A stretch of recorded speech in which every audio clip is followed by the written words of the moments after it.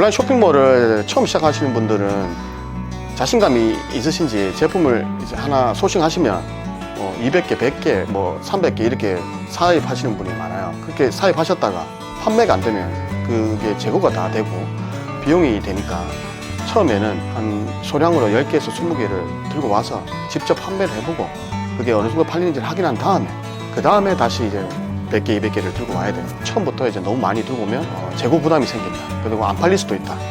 비용이 많이 나갈 수 있다. 이런 게 좀 문제가 될 수 있을 것 같아요. 저도 처음에 사업을 하면서 제가 소싱한 제품 무조건 많이 팔 수 있다는 어떤 자신감이 있었어요. 그래서 옵션별로 100개씩 들고 왔었거든요. 근데 지금 그 재고가 지금도 있습니다. 못 팔고.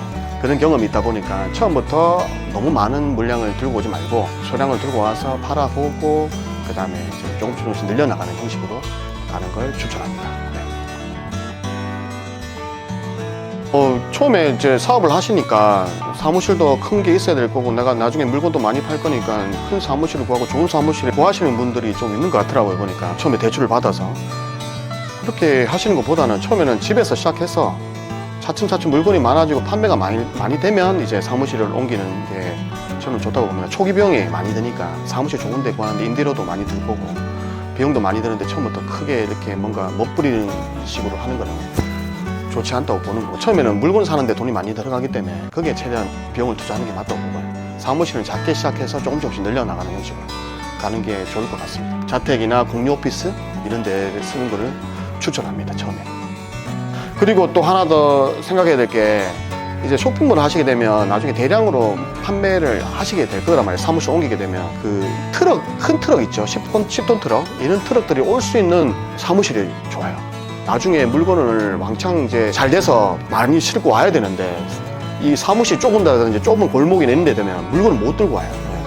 그런 경우도 있기 때문에 될 수 있으면 도로도 넓고 그런 사무실을 끼는 걸 좀 추천드립니다.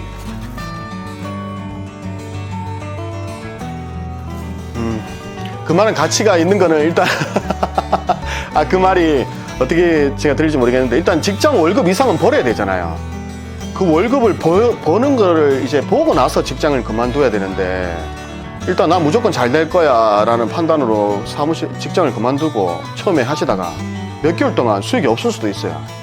그러면 다시 직장을 가는 경우도 있으시고 그러니까 저는 이제 최대한 직장을 다니면서 부업으로 월급 이상의 금액을 한 최소한 6개월 이상은 버셔야 6개월 정도 이상은 버셔야 그래도 내가 정도 이제 실력이 되는 거라고 보거든요.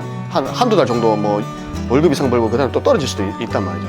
6개월에서 한 1년 정도는 꾸준하게 버는 걸 하긴 하고 그때 이제 퇴사를 해서 이제 사무실도 차리고 이제 그렇게 판매하는 게 안 낫나.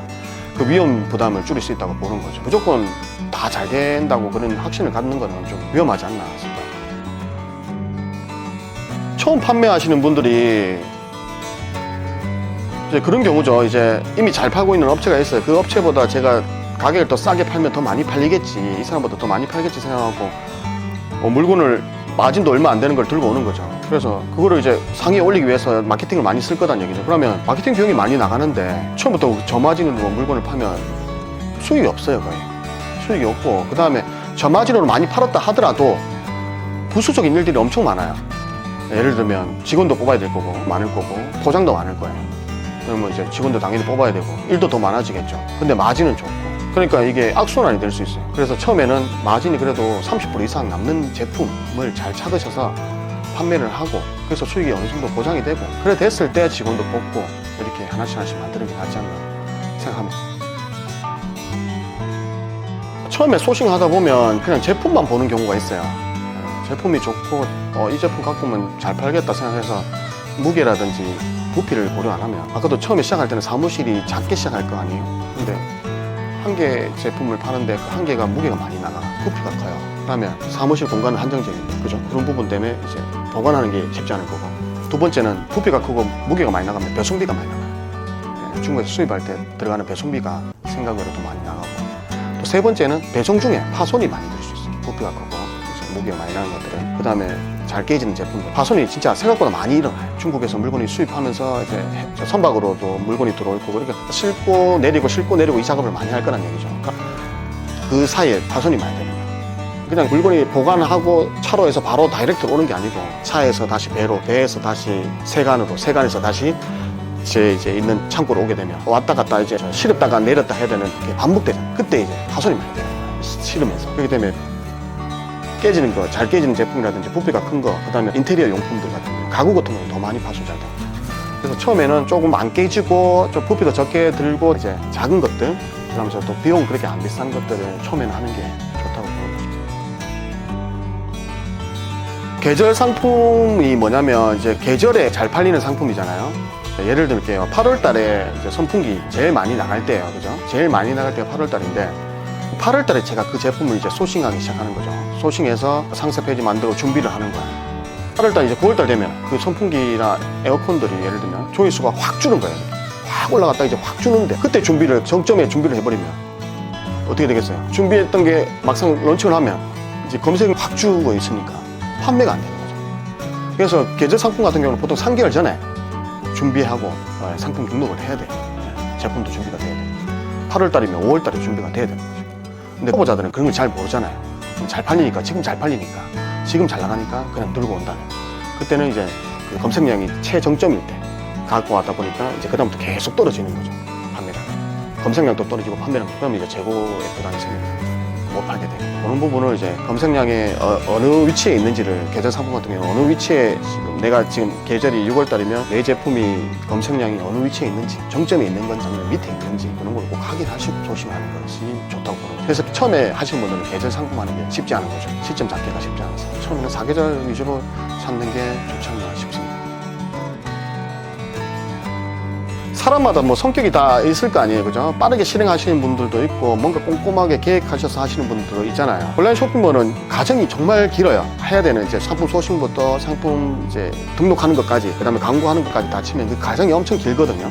과정을 모든 걸 다 완벽하게 하다 보면 하다가 중간에 지쳐요. 지쳐서 그만두는 경우가 있어요. 판매도 하기도 전에 지쳐버리는 경우가 있어요. 너무 완벽하게 하려고 하고. 그리고 완벽하게 안 하면 안 팔릴 것 같다고 이제 걱정하는 거죠. 그러다 보니까 아예 하는 과정까지도 못 가고 그만두는 경우가 정말 많이 있거든요. 그리고 너무 완벽하게 하다 보니까 이제 실제 판매할 때 이제 지치신 거예요.